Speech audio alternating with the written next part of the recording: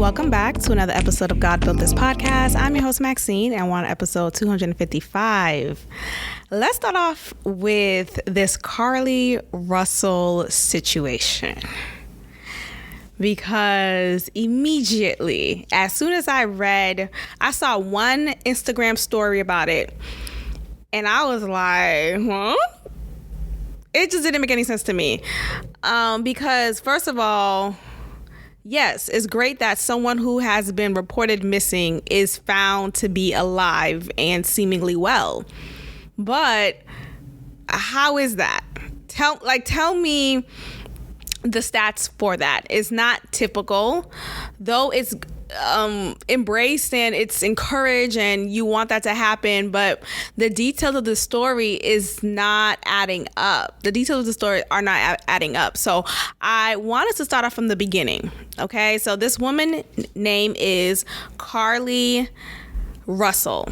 She is a black woman from Alabama, and she was reported missing in Alabama because she wasn't accounted for in 48 hours. So she's a 25-year-old woman who sparked a police search and national media headlines when she disappeared from an Alabama highway Thursday has turned up unharmed at her nearby home. Okay. She was called missing because a family member reported a claim that Carlee Russell called that family member and said that she saw a toddler walking along the interstate in Hoover, Alabama, about 8 miles south of Birmingham. Shortly after making the calls, Russell's whereabouts were uncertain. Boom, she just vanished without a trace. The police was unable to confirm whether there was a child on the highway. Carlee's 911 call remains the only timely report of a child on the interstate. And that was it. At 10:44 local time Saturday, the Hoover Police Department 911 center received a call saying Carlee Nicole Russell had returned home on foot, according to police. Hoover Fire Department medics checked on Russell before taking her to the UAB hospital for evaluation. Hoover police said she was later released. Quote, detectives responded to the residence and to UAB to take an initial statement from Carlee. The details of that statement are a part of the ongoing investigation, which is expected to continue over the next few days. Since this report, nothing new has been said. Nothing. There has not been a statement from the family, from Carlee herself, and maybe that is under the guise of, well, it's an ongoing investigation, and so we have to keep this secretive until the perpetrators are caught. Now, I feel like all of that is a bunch of baloney because, first of all, why are you suddenly hush-hush? You're making such a strong claim that a random toddler, a kid who's 2 or 3, 4 years old is walking on the interstate by him or herself. And she was so concerned that she decided to pull over. And now with any highway, when you pull over, you're not immediately at the stop, at the position that you saw the child. You know what I mean? You don't just see the child and then you pull over and you're right there. No, the way that the highway is set up, you're probably a couple of foot away. And so you have to walk backwards or whatnot to get to where that child was allegedly reported. So she pulls over and apparently she walks up to the kid who is, again, randomly there. Now, what this screams to me is that this was a sex trafficking bait. because from things that I've read online and circumstances that I've read of people who were tricked, but thankfully they found a way to get out, was traffickers would leave baits in vulnerable people's position. So there was one story in which a trafficker would put fentanyl laced something, or a fentanyl laced paper on the windshield of a car. And sometimes people who are promoting something, whether it's a party, a club, maybe some 7-day Adventist people are trying to reach out to you to get you to convert to their religion, they will leave pamphlets on your car. So it's not always typically met with this paranoia of, oh my gosh, someone's trying to traffic me. Sometimes it's just a genuine marketing plan. That's not trafficking.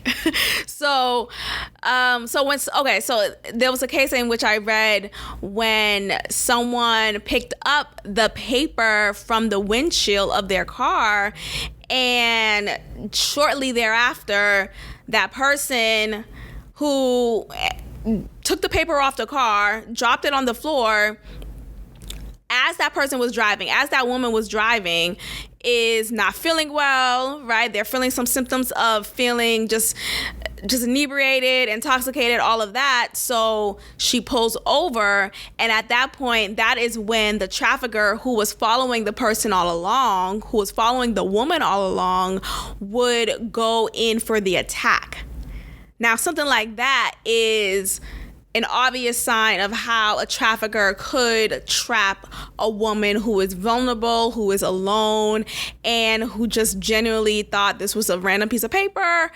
And there's some technology, there's some ways, there's a science into how to lace a piece of paper. And apparently it's plausible.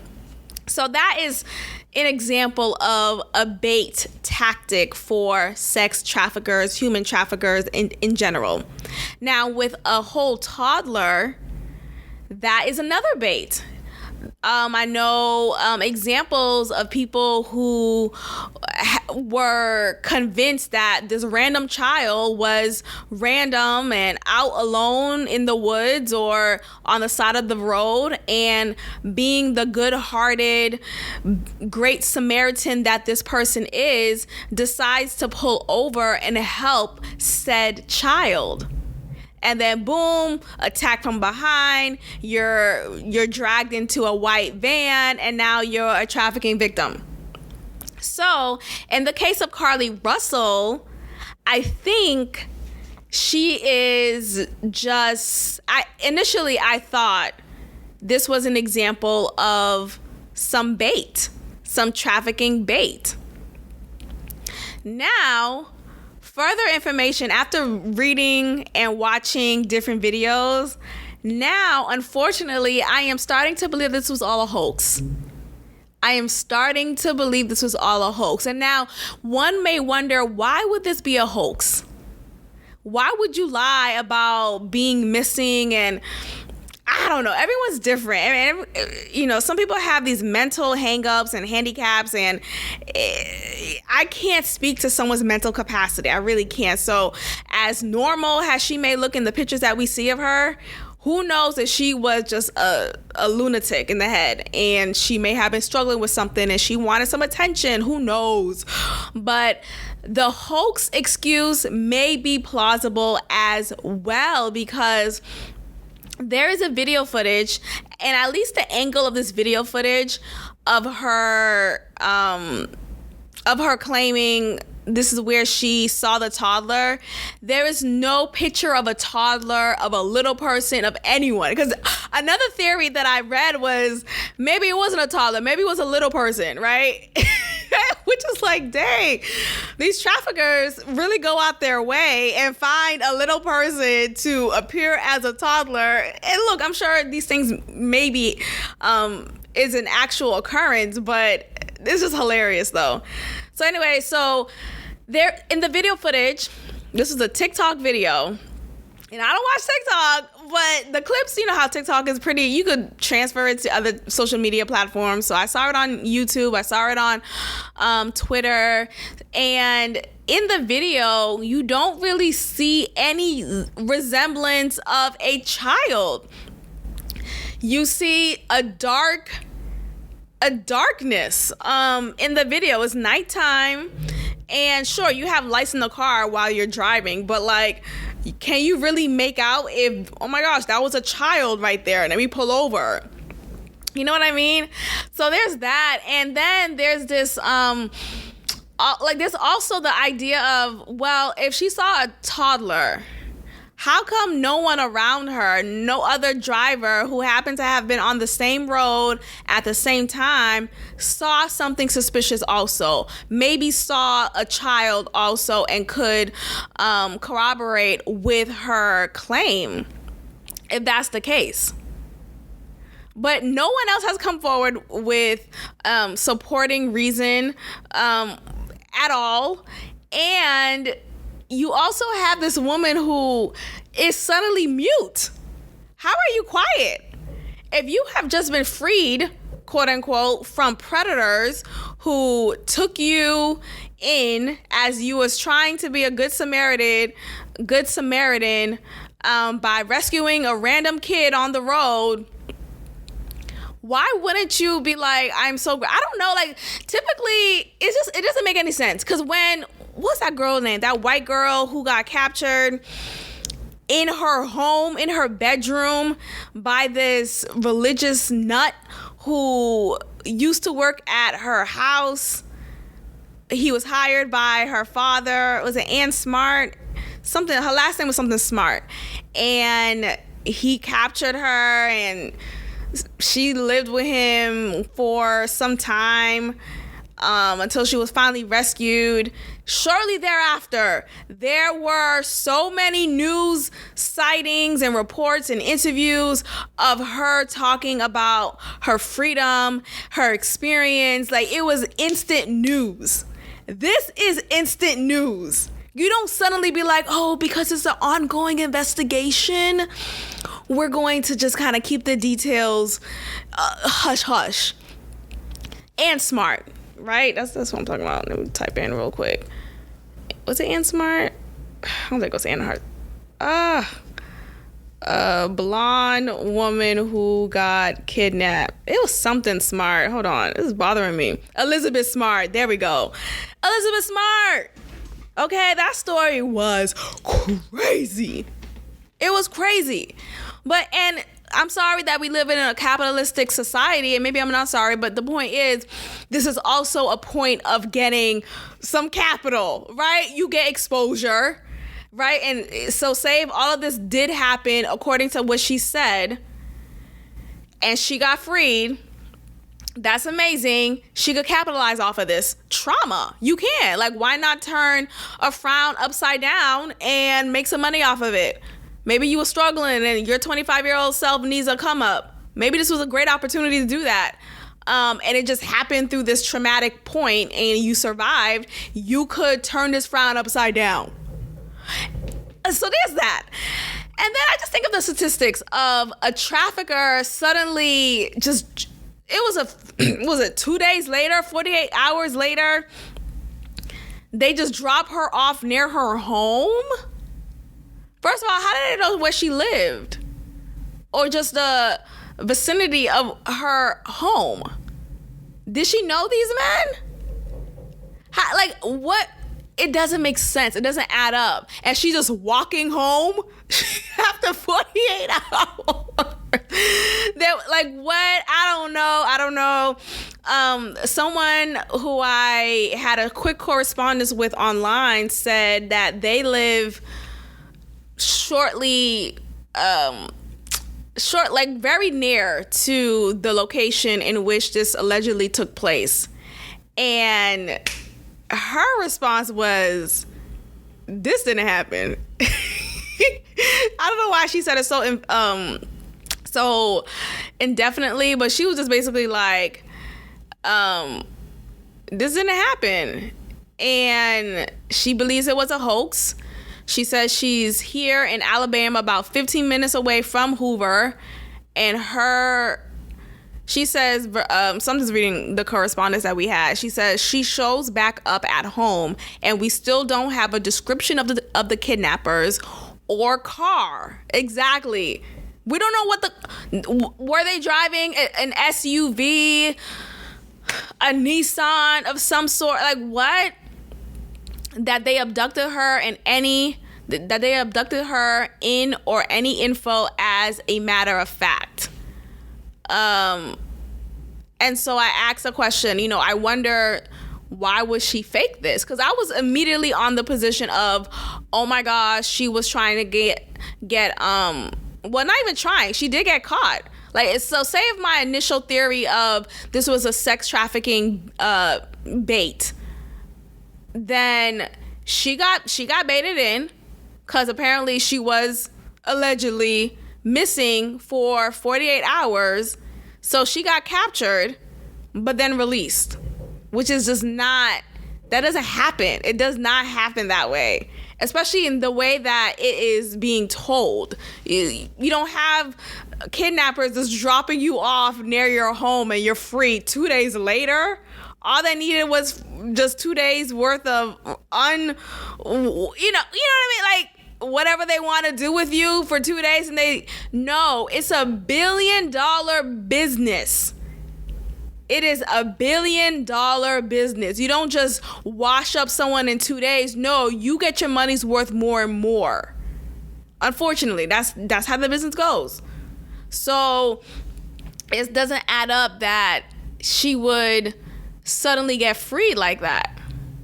So then I asked, why would someone fake this? And the person just said attention, which again, I think this speaks to the possibility of her maybe having some type of mental handicaps, because if that's the case, if attention was the reason why she went through this, it's very disturbing and it's disappointing.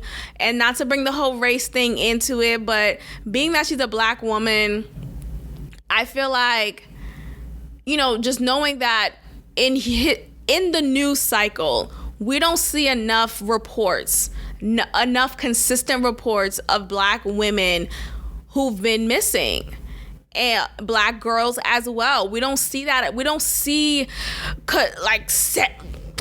week-long news reports of that. We don't see the tracking of that. We saw that for Elizabeth Smart, a cute white blonde-headed girl. We saw that for that other girl, I forget her name, but the one who was a social media influencer who died by the hands of her boyfriend as they were van lifing it up and hiking. And she happens to be a social media influencer. This happened not too long ago, but we see the reports of that consistently. Yet for Black women and Black girls, that is not always on the forefront of the news cycle. You have to search for that information, and even when you search for it, you don't see updates. You just have to finally maybe put your own Inspector Gadget hat on and figure it out yourself. But as far as the news being delivered to us, for us, in grave detail, with new interviews and all of that, we don't see that. So it disappoints me that if this was a hoax, that this may lead to, unfortunately, which it shouldn't, it really shouldn't, because one Black woman allegedly creating a hoax of this should not make the future Black girl and Black woman who may get kidnapped or abducted, it should not lead for them to not get the proper expose and report on. It should not. But unfortunately, we live in a society in which that is sometimes the case. You may have someone who just messes it up for the precedents. And so, ciao. I mean, everyone's like, oh, you should just be grateful that she's alive and she was fine. She's been alive. She's been alive. She's been alive and well. Okay? She's been alive. I promise you, if these were real traffickers, she would not have been alive. She wouldn't have been. So like this whole, we should just be grateful that it's a privacy matter. Now that she's with her family, give her time to settle. Settle from what? This was a lie. This was a lie. Settle from what? Oh, you need privacy? Oh, you need privacy? I hate this.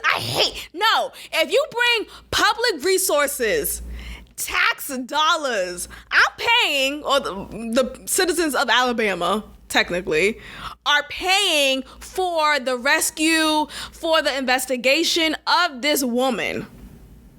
And come to find out it's a hoax, I'll be pissed too. Give me my refund, whatever amount that is for my individual citizenship in this city. But this whole idea of, oh, we should just respect their privacy, and who are we to demand? We're the public. Yeah, I'm sorry. We don't live in a silo, you guys. We're not in an isolated environment. We all put money together in this place that we call home on planet Earth. In the city, in the town, in the state that we're living in the country that we're in. So yes, your business now becomes my business when it becomes the business of the public. It is what it is. So now, come to find out you did a lie, you put a hoax on it. Oh, I want some repercussions. Now, I'm not saying, she deserves the death or whatever BS like that. I'm just saying there needs to be some type of lashing for that, metaphorically, of course, because that's messed up. I don't care how mentally handicapped you are. You don't do no shit like that. Like, there are actual real cases of black girls and black women missing. And now you taking away from the proper research and focus on those real cases because, oh, you just wanted attention? You wanted attention? And then I'm thinking, like, she's 25 years old. It'd be one thing if she was 18, maybe 15, 14, just around that age, and she was running away from home or just wanted space from her dad who was so overprotective, and she was in a relationship with a guy and her parents didn't approve and she just wanted to be with him. Then you pull some stunt like this. That's some crazy stuff. I get that, nor do I support that. I'm just saying that is something that is more understandable for that level of immaturity. But you mean to tell me a 25-year-old woman, and the pictures that I see of her, there was one picture I saw of her in which she was wearing some type of nurse uniform. So she's working as a nurse, right? She's credible enough to work as a nurse or something within the medical field. There's a picture of her dressed up in formal wear, so she knows how to get well done up. And there's so many examples of her seemingly to be a well-functioned in society. So, like, miss me with the whole she could be handicapped or she could be I don't know. I just don't buy it. I don't buy it. And I think it's messed up that you have someone who possibly did this for attention. It's just very unfortunate. I don't know what this could be about, but God bless. Okay, so let's get into Adam 22 and Lena, his wife Lena, who is a porn star, who was a porn star before they got married. And I think before they got married also, he was already engaged in pornographic ventures, meaning he filmed videos of himself having intercourse and sexual relations with other women. And prior to them being married, she would engage, because she was a porn star, legitimate porn star. I mean, I don't remember from the videos that I would watch.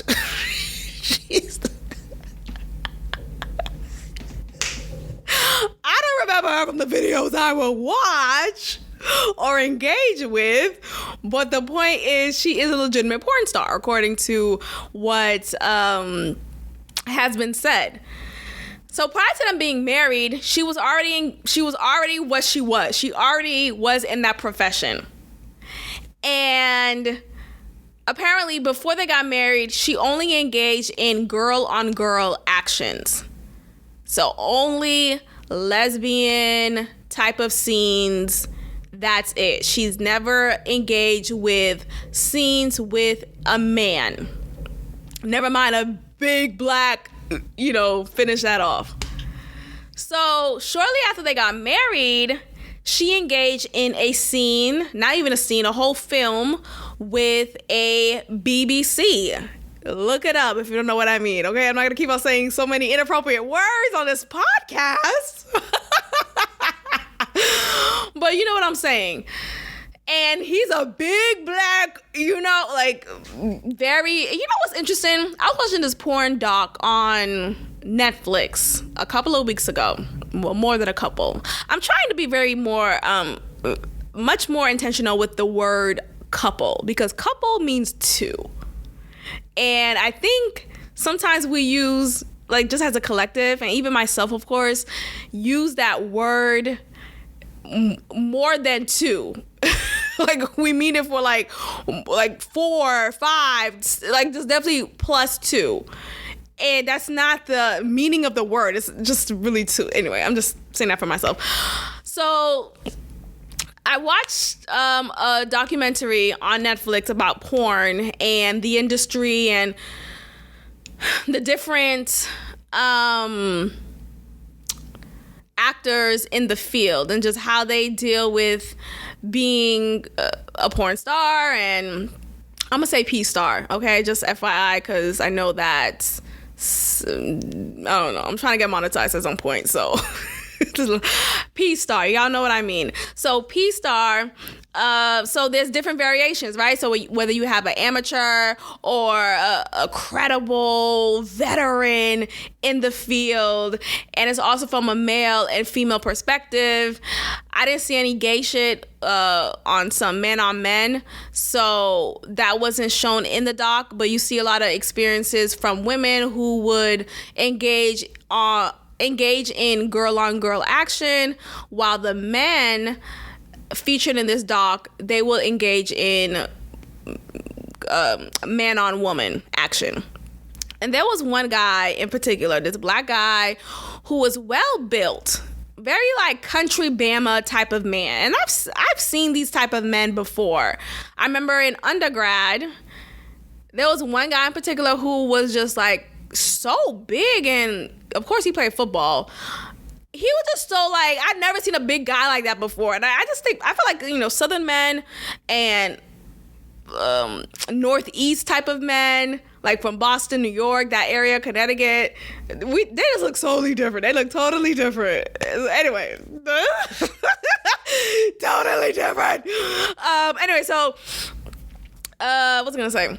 So yeah. So that guy, he was, so in the video, I'm going back to the documentary.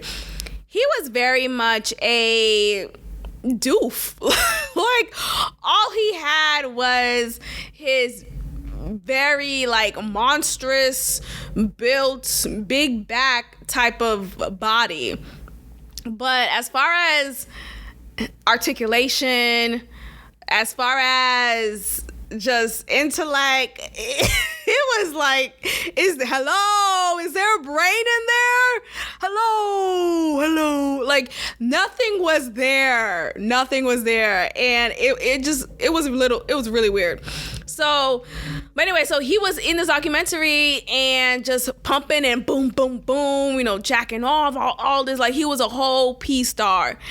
And I just wonder, I wonder if all these men, at least the black ones, are they all like that? Just kind of just doofuses? They had nothing else going for them. They weren't really, they didn't really have much of an intellect. They didn't finish high school. They didn't find any other creative outside of, having sex, but any other creative source of an outlet. It just made me wonder. And okay, so with going back to Adam 22 and his wife, Lena the Plug, that's her name. I wonder about that with the guy with the B. So his name is James Love. Is it James Love? Hold on. I wonder, Jason Love. Yeah, that's his name. Jason Love. He reminds me of the the P doc that I watched on Netflix of the guy, one of the black guys that was featured. He reminds me of him too because he comes off like a dodo brain, just like he was all body, all nice, big, black, BBC type of body. But then you open his mouth, even his teeth, like, have you been to a dentist before? Like, he just had, I'm not saying gaps are not hygienic. I'm not saying that. I'm just saying, like, his type of gap was just like, oh my gosh, like, just definitely, you're from the country Bama type of man. It just, you could tell, like, there was a disconnect. You could tell, like, I'm sorry if I'm hurting the feelings of any country folk who's listening. Thank you for listening. And shout out to the listeners and the comments I've been receiving on YouTube. I really appreciate it. Thank you for the engagement. Keep on keeping on and let a friend know, and thank you. But going back to Jason Love, he reminds me of that guy from The Dog, like just very much of a BBC type of man, but just a straight doof. Like, I don't know, I just thought that was an interesting trend. Okay, so going back to their relationship, there's a lot of backlash not backlash, but it's a controversial topic because this is a form of something called cucking, which is, if I want to give you the urban definition of it. Okay, so interesting. I think it's a real word. It's on the Merriam-Webster. Interesting. So it says here, a man whose wife is unfaithful, but it's more than that. It's when, here's another one. To have sexual relations with the spouse or partner of someone else. But basically, when you are the man in a relationship and you actually are okay, so much so that you are setting the arrangement for your wife or girlfriend to engage in sexual relations with another man, and you're either present while this other man is penetrating your woman, or you're not present, but you've arranged for it to happen. You're okay with it. Maybe you get some type of high off of it, but that is what cucking means. And this is what is described for what took place with Lena the Plug and her husband, Adam 22, when she decided to have sex with a man for the first time on camera. Because, again, previous to this moment, she only had scenes with women. Now, a lot of people are feeling just bothered by it because it's like, oh, why would you let your wife do this? What type of thing is that? When you're married, you should have some respect for marriage. And I'm just like, first of all, can we be FFR? Can we be FFR? Can we be for real? Be effing for real right now? Because first of all, they married each other and they knew each person in this relationship, not just one person, and she just happened to, I just happened to have an interest to having sex with your man. No. Both of them are porn stars. Both of them are P stars to the fullest. They film that. They get monetization from it. They get exposure from it. They gain popularity from it. This is a thing that they've been doing before they got married. They knew each other as this. They still agreed to be in a relationship with each other as this. They got married as this. This is not a surprise. So this whole idea of, oh my gosh, how come Adam 22 let his wife get blown on from this BBC type of nigga? And it's like, how could he not? If this is who he married, why are you surprised? And then the argument is, oh, well, it's because she was exclusively doing scenes with women prior to this moment. So her now suddenly getting it in by a BBC is strange, and it should be unacceptable. And it's like, no, it should not be, because typically, I'm saying it like look, I'm just saying, if you've been in industry, and I want to say she's kind of new to it, because I'm not familiar with her work. I'm not familiar with her work, but I would just say this. You start off one way, right? You say, oh, I'm only comfortable doing girl on girl. Okay. But after a while, that money for getting gang banged from multiple dudes, that money looks better than girl on girl, right? And then now you're going to start to talk to your husband and be like, look, this is a great opportunity for the both of us. It's a great opportunity for the both of us. Maybe we should consider. Maybe we should open up and, I don't know, do it for a couple of times. Strictly 2 times. Maybe. That's the point I'm making, because this whole like, oh, I'm only doing one type of scene, that's not always the case. And knowing that, at least seemingly, they're very much about making money. However dirty that money is, they're about making money. So it doesn't seem like this is beneath them, or that this is something that they would frown upon in any way, or, or that they're even considering the disadvantages or the negative outcomes that may come about from her having sex with the BBC. Because their first thought is, that money though, I'm gonna go get that bag though. And now the average Joe Schmo, right, someone like me would be like, absolutely not, I'm not doing that, or I'm not okay with that. But for someone who's in this industry, who's already been selling their ass on OnlyFans, on any other website allowing for that type of content to be had, this is a different world. So we're speaking from the perspective of just a simple citizen, a simple town folk type of perspective. We're not speaking from the perspective of someone who's really about that life, and someone who would do anything for a bag. So I just feel like ultimately it made sense that this transition happened. It made sense that she would do something like this and he would be okay with it. Who knows? And that they would milk it for what it's worth.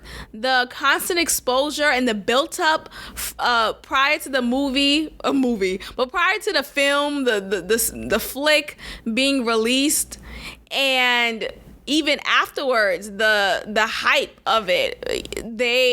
Lena the Plug and Adam22, they're sitting together in an interview with each other because he has a podcast. So he's interviewing his wife and asking her, how was it? Was he better than me?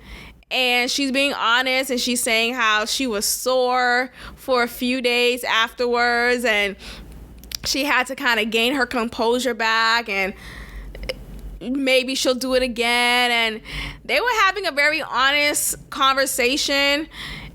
I don't know. I just, it's what it is. Even Jason Love, the BBC, he had an interview with someone else and was asked a couple of questions in which he said that he was a better experience than she could have ever had with her husband, meaning that he knows how to lay it down, to lay the pipe down. And he knows without a doubt that he is better than her husband. He also said that he is he's open in doing it again, and even doing it with the presence of Adam 22. Like, this is a different type of this is a different world. This is a different reality. This is a different type of reality for these people. And I just don't feel like our reactions as simple townsfolk is relevant here. Like, us getting so disgusted and this is so low vibe. Sure, it is low vibrational. All of that is true. All of it is disturbing, is disgusting, low vibrational. I would never. Great. That's because we live in a different reality. That's because we don't even consider this type of lifestyle to be something that is of a possibility for us. And that's fine. But we also have to leave our personal feelings behind and look at things objectively from their perspective and see how someone like that, these two people in this type of industry, in this type of world, in the setup in which they were introduced to each other, it was already understanding that, hey, we're about this open lifestyle in a way that is beneficial for both of us, and we both get a healthy paycheck from it.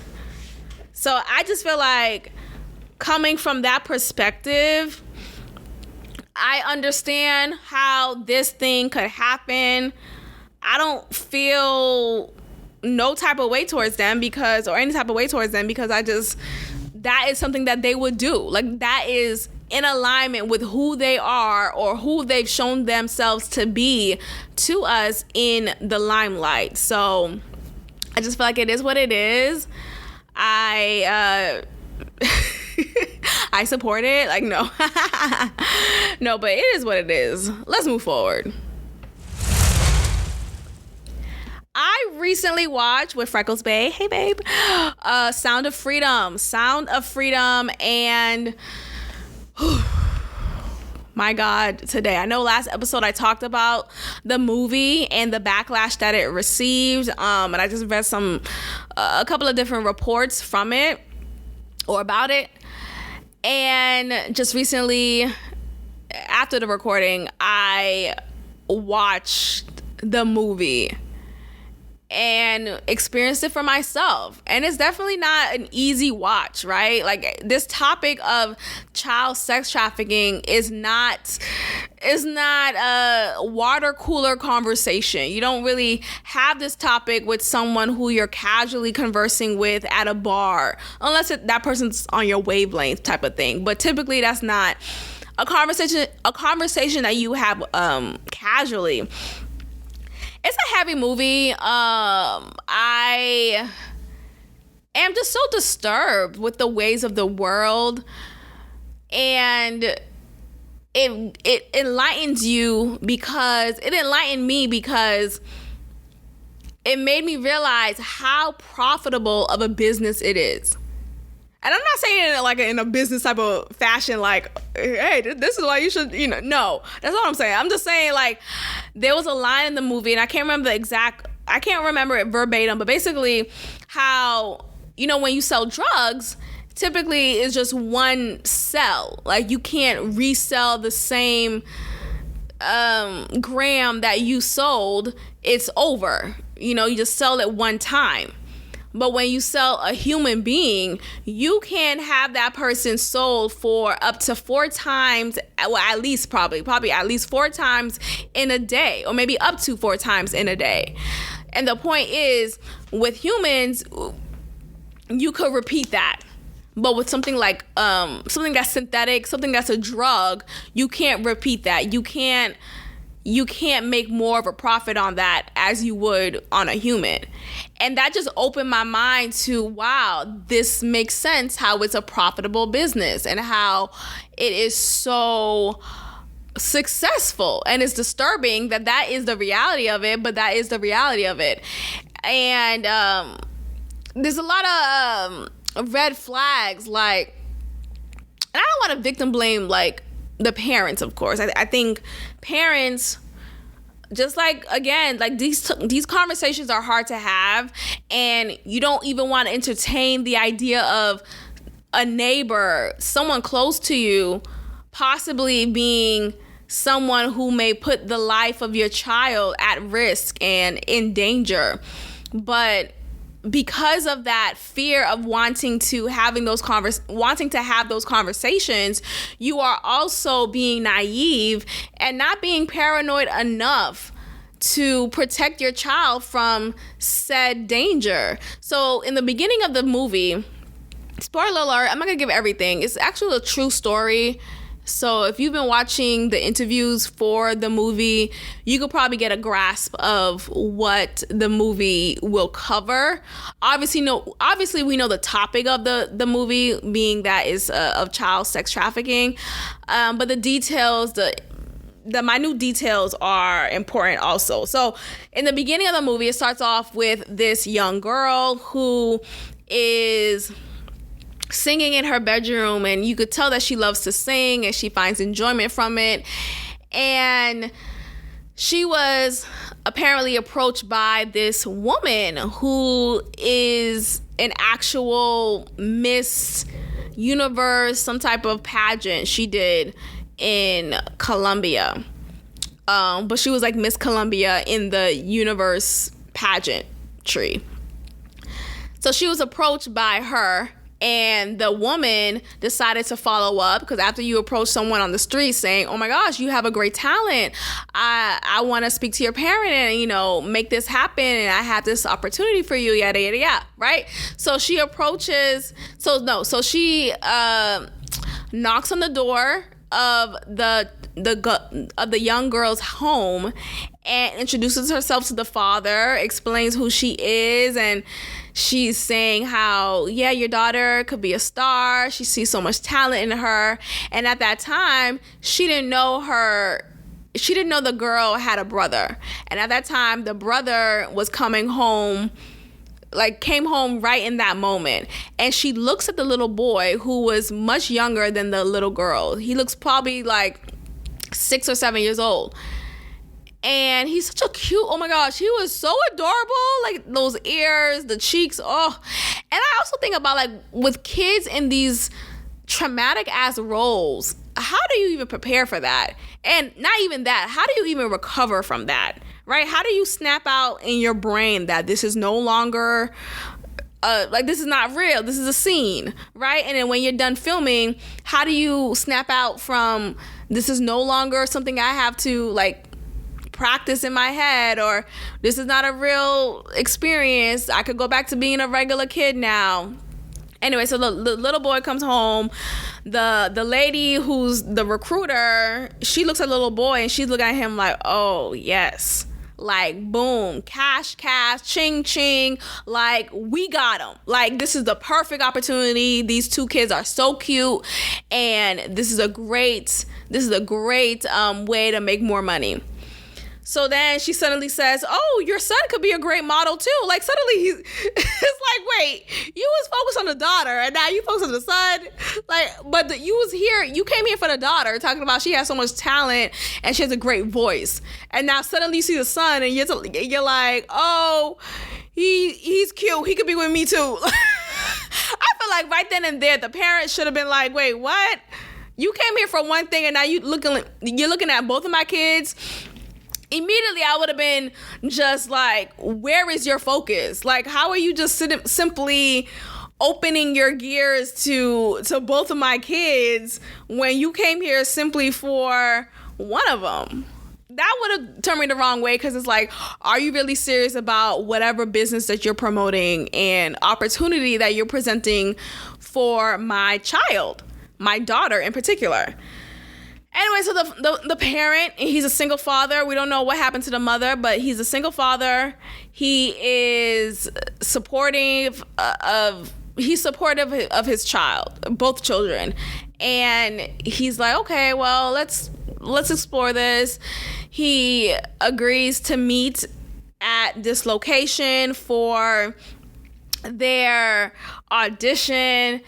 And so when he arrives to the location, imagine, this is a foreign country. It's a foreign land. It's a developing country. So it may not look legitimate to us, right? But it's enough for them. So I think that's also something to keep in mind, because someone from the lens of an American living in America will look at, why are you bringing your child to someone's hotel room for an audition? Now, granted, this happened for R. Kelly, right? Many parents who knew about R. Kelly's past decided to still have their child, their daughter, go see him in his hotel room, and then want to be like, oh, my child was taken advantage of. Why the fuck would you? I think the same applies, because why would you bring your child, your daughter, to a hotel room for an audition? So I think regardless of whatever country you're in, that still doesn't make any sense to me. Like, why are you okay with that? Like, what happened to an actual office building, an open setting? Anyway, so he brings both of his kids there, and he's about to enter the hotel room, but she says no, and she has a way in which she's an attractive woman, so she has this seductress energy about her, and she says no, we can't have a child, we can't have stage fathers in the room while the kids are auditioning. Just come back at 7 p.m. Now, right then and there, I would have been like, if you don't get the fuck out of my face, get my kids back. Like, what? Because first, my question would be, first of all, what are we auditioning for? What is the role? Give me the script. I'm going to do my own due diligence before I even agree to meet and actually meet you there. Before I even do that, I got to do my due diligence. And then I also would do my due diligence, do my research, and see if this is legitimate. Because me, I always think everything's a scam. Like, oh, is this a scam? I would write down, is name of company a scam on Google, and then I'll find my answer.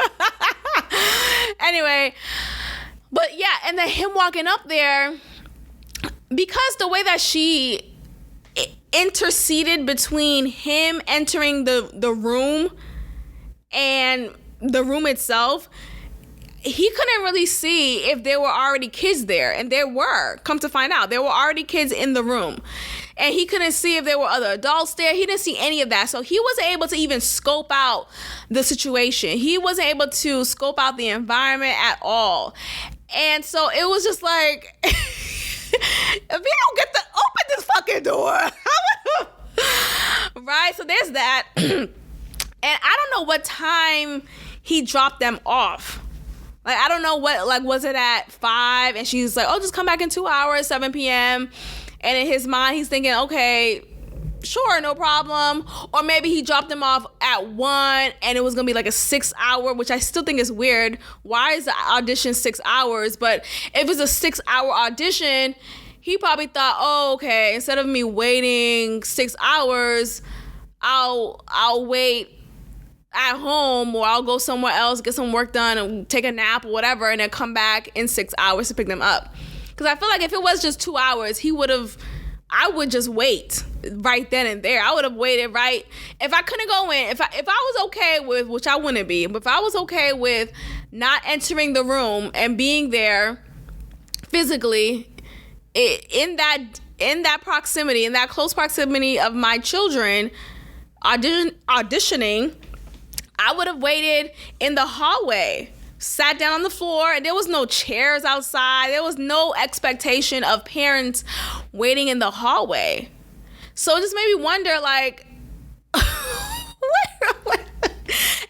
I'm not sure. I just want us to have these conversations. I want us to go back to these hard conversations about things that may not be water cooler friendly, but are necessary so that we can be protective over the protected class. Like, children need to be protected. And when you have these predators chiming in on our vulnerabilities and thinking that, oh, they won't even question or they won't think like that. Hey, look, I'm a good person. I'm pretty. I'm a former pageant woman, and oh, I'm a deacon, or all of these things that seem like this person wouldn't do such a thing. You don't fucking know, dog. Just like that kid on the highway, even if she saw that kid, you don't fucking know who the kid is. I'm sorry. I'm sorry, but I'm not pulling over. Hello? Is the mic on? No, I don't know. I don't know you. I don't know the kid. Okay? Because someone else would. Someone else could do that. And I feel like some things though, like, you have to be mindful of not getting got. You have to be paranoid. You have to think everyone's out to get you to some level. Maybe not every single person, but you have to think, not everyone's, let me say that. Not everyone is innocent. I don't care what job you have. I don't care how much of a grandma you may look or grandpa you may look. Oh, you look like a teddy bear. They be the same ones preying on little children. They be the same ones. So I don't care. Oh, that's my uncle. That's my family member. I knew Rojo and them since 99. I don't care. Absolutely not. So as soon as she said, oh, I want the little boy to audition, I would have been like, where's your focus, ma'am? Where's your focus? It's also disturbing.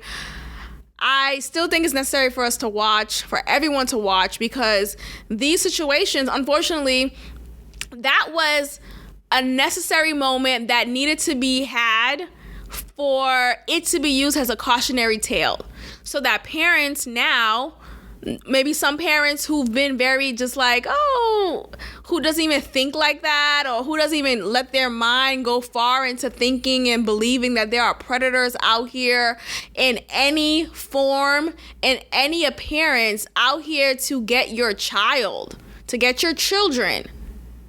This is a great movie for you to watch, so that you could put your mama bear, your daddy bear, your all of your lenses on, so that you are aware of these predators out here, and that you can be better cognizant of that, and you can better protect your kin. Stop believing, oh, just because this person is super sweet and smiles a lot, and oh, we've had dinner before, they seem like great people. You don't know these people. You don't know people like that until you know them. And then you could feel like, okay, we could, and even then, have conversation with your child, right? Because you could also be in a situation in which you are close with someone. They seem to be good people. You knew them from way back when, but you didn't know about their proclivities, and now your child is acting different. You don't know what's going on. But a way to circumvent that is by having conversations with your child. Talk to your children and be like, look, if anyone says these words to you, like, hey, keep this between me and you, let me know right now. If anyone tries to threaten you and coerce you to having sexual relations with them, and this person is an adult or even another child, let me know. Like, oftentimes parents are not talking to their kids about predators out here. This world is sick. And for this to be such a profitable business speaks to the sickness in this world. So we have to have these conversations with each other about the sickness in the world, so that we could better protect ourselves from it. And we have to have these conversations with our children, so that they know, oh, what so-and-so is doing to me right now is not okay, and it's not my fault, and I should speak up about it, and I should let my parent know, my guardian know, a trusted adult know, so that this could no longer happen. Let's move on. So this writer strike is a real thing. At first, when strikes happen, you just kind of like, oh, give it a week or two and things will kind of blow over and things will get better. This is not getting better. No improvement, no progression has taken place yet. And it's pretty disappointing, I say. And I'm saying it from a selfish standpoint because I want my shows to return on a timely manner. Okay? Meaning Abbott Elementary, I need that to come back. Meaning Law and Order SVU, Chicago PD, like all of my shows that are on network TVs, and I'm sure the shows that are on streaming sites are also affected. All of my shows need to return in a timely fashion, okay? Okay, all of my shows that are not reality show based, they need to return on a timely manner because I'm really annoyed right now. And yes, these actors and writers and all the people, the crew, should get paid properly. I don't understand why industries like this that are so needed, it's so needed in the society that we're in. We watch TV to cope. We watch TV to laugh. We watch TV to find inspiration. Like, TV is a part of our everyday. We know some people are like, oh, I don't watch TV. Yes, you do. Yes, the fuck you do. You may not watch every show that I watch, right? But you watch 1 or 2 shows a week, at least, that you are committed to. Or maybe you watch a lot of nostalgic shows, but you watch some level of TV. This whole like, oh, I don't watch TV. Shut the fuck up. You watch TV in some way, form, or fashion. So this will affect you also, and I want us, what can I do as a viewer, as a faithful viewer of the shows that I watch? What can I do to make sure my shows return on a timely fashion? That's my concern. But anyway, on third, so Fran Drescher is the nanny. She was walking in my front of 16 to the body. What could she do? Shout out to her. First of all, I didn't know she was an actual comedian. I thought she just played a comedic role, but oh, I loved her. Still love her. I'm glad that she's doing well. She looks well as well. So she is the president of the SAG-AFTRA union, which is the union that supports writers and just the business that is in writing for TV shows and movies. So on Thursday, Fran Drescher, president of SAG-AFTRA, announced that the union will go on strike. Drescher is known for her role as Fran Fine on the 90s sitcom The Nanny. She was elected president of this union in September of 2021. So for the first time in 63 years, actors and writers are on strike together against Hollywood after failing to reach a fair deal with the Alliance of Motion Picture and Television Producers, which represents the studios and streamers over TV, theatrical, and streaming work. So yes, this will affect not just network TV like ABC, Fox, CBS, but also streaming shows on Hulu, HBO, well, Max, just Max now, and also theater work.